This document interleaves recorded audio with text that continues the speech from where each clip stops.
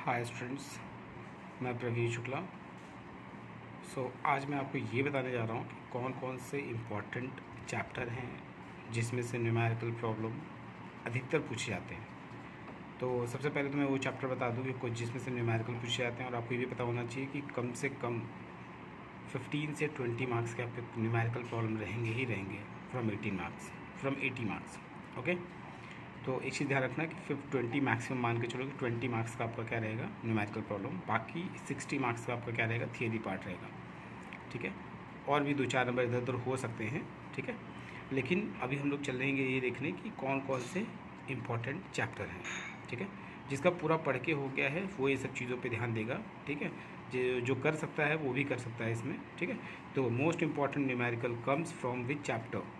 Class 12th HSC board. Okay, तो पहला है, देखो आप, इलेक्ट्रिक चार्जेस एंड फील्ड्स, आप जानते हैं, करंट इलेक्ट्रिसिटी दूसरा चैप्टर, फिर electrostatic potential and capacitance. Okay, and fourth chapter is what? Magnetism and matter. Okay, and next what? That is magnetism and matter. अब मैं इसमें ये बताने जा रहा हूँ कि जैसे जो पहला चैप्टर मैंने बताया, दूसरा चैप्टर बताया, तीसरा, चौथा, पाँचवा, जितने भी चैप्टर मैंने आपको बताया, अब उन सभी के अंदर से मैं बताऊँगा कि which one is the most important topic.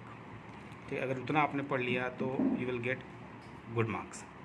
Okay, देखिए, अब चलिए आगे बढ़ते हैं। पहला ही टॉपिक जो था हमारा, पहला ही चैप्टर था इलेक्ट्रिक चार्जेस एंड फील्ड। इसमें से देखो mostly comes in board exam. कौन कौन से आते हैं? जैसे इलेक्ट्रिक फील्ड का डेफिनेशन आपने पढ़ लिया। ठीक है, इलेक्ट्रिक फील्ड के बारे में कॉन्सेप्ट समझना बहुत ज़रूरी है। कॉन्सेप्ट आपको समझना है, जितनी भी चीज़ें मैंने दी है इसमें सब में कॉन्सेप्ट समझना है आपको। तो इलेक्ट्रिक फील्ड क्या होता है, इलेक्ट्रिक फील्ड लाइंस क्या है, ओके, और electric field due to a point charge क्या है। ठीक है, torque in a dipole in uniform electric field, जिसके बारे में पढ़ना है आपको। ठीक, और नेक्स्ट है Gauss theorem and its application. ये बहुत इंपॉर्टेंट होता है कि इसका एप्लीकेशन भी कभी कभी पूछ देता है। ठीक है, ये हमारे फर्स्ट चैप्टर से इंपॉर्टेंट टॉपिक्स हैं और इनके बारे में सिर्फ आपको कॉन्सेप्ट पढ़ाना है। नेक्स्ट हमारा जो चैप्टर है वो कौन सा है? नेक्स्ट जो हमारा चैप्टर है वो हमारा है करंट इलेक्ट्रिसिटी। अब करंट इलेक्ट्रिसिटी में जो मोस्ट रेलेवेंट टॉपिक हैं फॉर बोर्ड एग्ज़ाम, तो इसमें देखिए ओम्स लॉ, वो तो आप जानते हैं। यस, ओम्स लॉ के बारे में, limitation of Ohm's law, combination of resistors, combination of cells, the resistivity of different material, जैसे लेंथ हुआ, एरिया हुआ, मीटर ब्रिज, ओके, ये, और किरचॉफ्स लॉ आप जानते ही हैं, जंक्शन लॉ होता है, लूप लॉ होता है, ये सब किरचॉफ्स लॉ में आते हैं। फिर डेफिनेशन और न्यूमेरिकल, इससे ही ज़्यादातर करके न्यूमेरिकल आपके पूछते हैं। ठीक है, किरचॉफ्स लॉ से।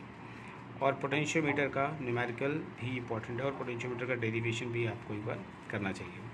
जिसका पूरा पढ़ के हो गया वो मैं एक बार फिर से आपको बता रहा हूँ। ओके, नेक्स्ट हमारा जो थर्ड चैप्टर है ना, जो काफ़ी इंपॉर्टेंट है, that is electrostatic potential and capacitance. तो इसमें से मोस्ट इंपॉर्टेंट टॉपिक कौन कौन से हैं, ध्यान दीजिए। इक्वी पोटेंशियल सरफेस और electric potential, electric due to electric dipole and system of charges, समझ में आया। और नेक्स्ट हमारा है कौन सा? Effect of electric on capacitors, और यहाँ पे है कौन सा? ये प्लीज़ ध्यान रखिएगा, ई मतलब इलेक्ट्रिकल पोटेंशियल एनर्जी है, ध्यान दीजिएगा। मैंने E dot potential E dot लिखा है क्योंकि स्पेस नहीं था, तो electrical potential energy due to electric dipole and system of charges. And next topic इसी में है effect of dielectric on capacitors and energy stored in capacitors, and next that is combination of capacitors. अगर ये topic भी आपने पढ़ लिया, सिर्फ इसके बारे में कॉन्सेप्ट आपको बनाना है, सिर्फ कॉन्सेप्ट। ओके, कॉन्सेप्ट बनाया तो everything can do that. Now next magnetism and matter.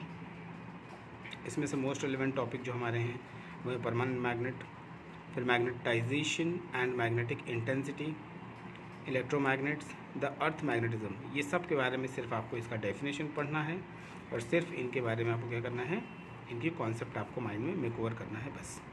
ठीक है, and next and last electromagnetic induction, बहुत इंपॉर्टेंट चैप्टर है ये। इसमें से न्यूमेरिकल बहुत ज़्यादा आते हैं इलेक्ट्रोमैग्नेटिक इंडक्शन से, और इसमें से कुछ लॉज भी बहुत आते हैं, जैसे Faraday laws of electromagnetic induction काफ़ी इंपॉर्टेंट है, और है Lenz law and conservation of energy, self inductance and mutual inductance, जानते हैं आप लोग। Yes, self inductance and mutual inductance, ED current and their application, okay, and EMI मतलब जानते हैं आप लोग, इलेक्ट्रोमैग्नेटिक इंडक्शन, एंड इसका generator, okay, yes. And next is what, transformers and their working principle, okay.